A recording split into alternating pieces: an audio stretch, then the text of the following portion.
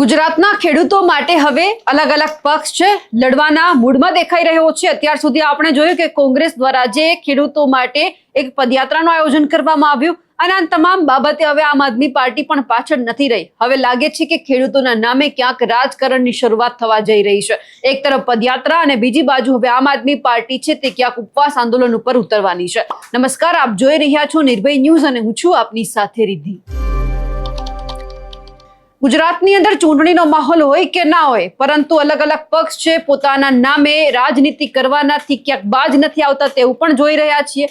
અત્યારે ગુજરાતની અંદર એક જ મુદ્દો ચાલે છે કે ખેડૂતો જે રીતે વીજપોલ નાખવામાં આવી રહ્યા છે એમના ખેતરમાં, તે બાબતે આંદોલન કરી રહ્યા છે અને આવા તમામ બાબતે ક્યાંક કોંગ્રેસ છે પોતાની રીતે લડી રહી છે, એક બાજુ આમ આદમી પાર્ટી છે પોતાની રીતે લડી રહી છે। કોંગ્રેસ દ્વારા ક્યાંક જે પદયાત્રા કરવામાં આવી, જે કિસાન અધિકાર પદયાત્રા કરવામાં આવી, બીજી તરફ હવે આમ આદમી પાર્ટીના તમામ જે નેતાઓ છે તે 5 તારીખે ગાંધીનગરમાં જશે અને ઉપવાસ આંદોલન ઉપર બેસવાના છે। પણ આ બધી બાબતે સવાલ છે બધા જ પક્ષને થઈ રહ્યો છે। આમાં ભારતીય જનતા પાર્ટીને સવાલ કરવાનો છે કે સરકાર એમની છે તેમ છતાં તે ચૂપ છે, કોઈ જ એમનો જવાબ આપવા માટે તૈયાર નથી। માન્યું કે ખેડૂતો પોતાની માંગણી ઉપર અડગ છે, પરંતુ સરકારે પણ ક્યાંક વાટાઘાટો કરવી જોઈએ। બીજી બાજુ કોંગ્રેસ હોય કે આમ આદમી પાર્ટી, એ બંનેને સવાલ થઈ રહ્યા છે કે જો તમને ખેડૂતોની આટલી જ ચિંતા થતી હોય તો તમે બંને સાથે બેસો, તમે સાથે આંદોલન કરો, તો ક્યાંક જે ભારતીય જનતા પાર્ટીની જે આ સરકાર છે તેમને જે કાને છે તે ક્યાંક આ વાત સંભળાશે। એટલે બધા પોતપોતાની રીતે રાજનીતિ કરી રહ્યા છે, દડી રહ્યા છે, પણ સવાલ અને એક જ થઈ રહ્યો છે તમામ જે પક્ષ છે એમને કે એક સાથે બેસો, એક સાથે લડો, તો જ ક્યાંક જે ખેડૂતોના મુદ્દા છે તેમનું નિવારણ આવશે। આ બધાની વચ્ચે આમ આદમી પાર્ટીના જે નેતા છે પ્રવીણ રામ, જે ઉપવાસ આંદોલન હવે આમ આદમી પાર્ટી કરવા જઈ રહી છે તે બાબતે શું કહી રહ્યા છે તે પણ સાંભળી લઈએ। નમસ્કાર મિત્રો, જય જવાન જય કિસાન। અત્યારે આ ગુજરાતની અંદર ભાજપ સરકારના રાજમાં મારા ગુજરાતના ખેડૂતોની પરિસ્થિતિ અત્યંત દયનીય છે।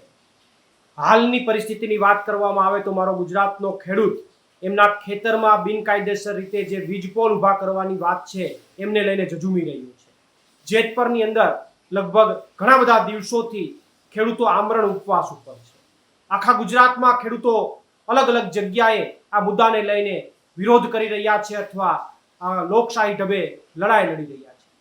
અત્યારે જ્યારે વરસાદ આવ્યો છે ત્યારે આવનારા દિવસોમાં ગુજરાતમાં અનેક જગ્યાએ જ્યાં અતિ વરસાદ થશે ત્યાં પાણી ભરાવાના પ્રશ્નો થશે, પાક ફેલ થશે, ક્યાંક ઓછો વરસાદ થશે તો પાક ફેલ થશે, બિયારણ યોગ્ય નહીં મળે, ખાતર યોગ્ય નહીં મળે અને આ કોઈ વસ્તુ નહીં મળે, એના કારણે મારા ગુજરાતના ખેડૂતનો પાક ફેલ થશે, એની આજીવિકા પૂરી થઈ જશે।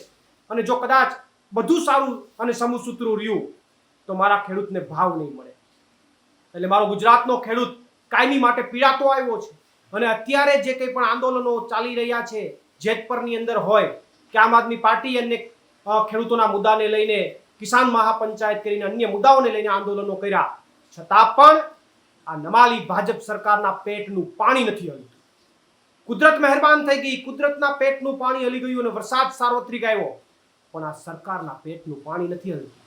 મારો ગુજરાતનો ખેડૂત ઝઝૂમી રહ્યો છે, ગાંધી ચિંધ્યા માર્ગે લડાઈ લડી રહ્યો છે, તો એમના પ્રશ્નોનું નિરાકરણ કરવામાં સરકારને સહેજ પણ રસ નથી। એક પણ મીટિંગ નહીં, એક પણ જાતની હલનચલન નહીં।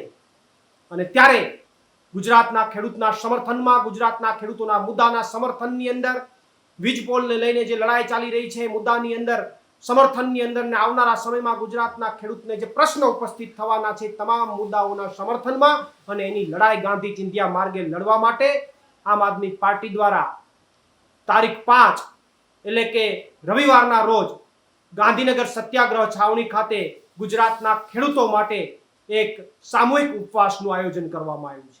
આ સામૂહિક ઉપવાસની અંદર આમ આદમી પાર્ટીના પ્રદેશના તમામ નેતાઓ સામૂહિક ઉપવાસ કરશે, સાથે સાથે ગુજરાતના તમામ ખેડૂતોને પણ આ સામૂહિક ઉપવાસમાં ઉપસ્થિત થવા માટે હું હાર્દિક આમંત્રણ પણ પાઠવું છું। પરંતુ આ 5 તારીખ સત્યાગ્રહ છાવણી અને રવિવારના રોજ આમ આદમી પાર્ટી દ્વારા ગાંધીનગર સત્યાગ્રહ છાવણી ખાતે જે યોજાનાર સામૂહિક ઉપવાસ છે, આ ગાંધી ચિંધ્યા માર્ગેની જે લડાઈ છે એમને લઈને ગુજરાતના ખેડૂતોના મુદ્દાને ગાંધીનગર સુધી પહોંચાડવાનો આમ આદમી પાર્ટી પ્રયત્ન કરશે અને જે મુદ્દાઓને લઈને ખેડૂતો ઝઝૂમી રહ્યા છે એમાં સરકાર ત્વરિત કોઈ નિરાકરણ લાવે એના માટે આમ આદમી પાર્ટી સામૂહિક ઉપવાસ દ્વારા ખેડૂતોના વાતને ગાંધીનગર સુધી પહોંચાડવાના પ્રયત્નની અંદર હું તમામ ગુજરાતના ખેડૂતોને પણ અપીલ કરું છું કે આપ સૌ આ સામૂહિક ઉપવાસમાં જોડાઓ।